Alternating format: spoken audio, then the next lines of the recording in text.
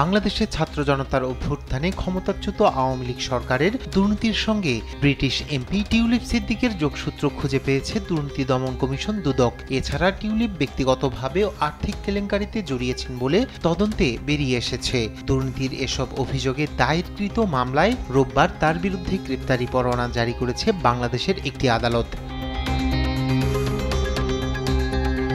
এর আগে রাজধানীর পূর্বাচল নিউ টাউন প্রকল্পে প্লট বরাদ্দে অনিয়মের অভিযোগে দায়ের করা একই মামলায় বৃহস্পতিবার সাবেক প্রধানমন্ত্রী শেখ হাসিনা, তার মেয়ে সায়মা ওয়াজেদ পুতুল সহ 18 জনের বিরুদ্ধে অভিযোগপত্র গ্রহণ করে গ্রেপ্তারি পরোয়ানা জারি করেন আদালত।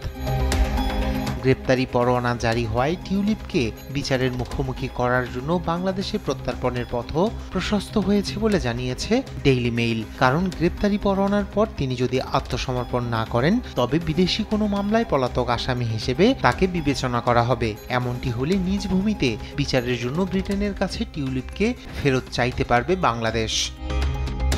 গেল আগস্টে গণঅভ্যুত্থানের মুখে শেখ হাসিনার 15 বছরের শাসনের অবসান ঘটে। তারপর থেকে তার পরিবারের বিরুদ্ধে দুর্নীতি, জমি বরাদ্দ ও আর্থিক অনিয়ম সহ একের পর এক অভিযোগ উঠেছে।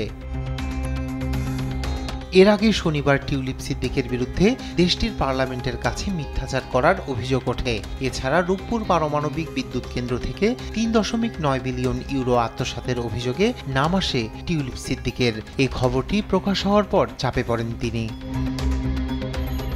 রায়হান কবির শুভ্র, নিউজ ডেস্ক, দেশ টিভি।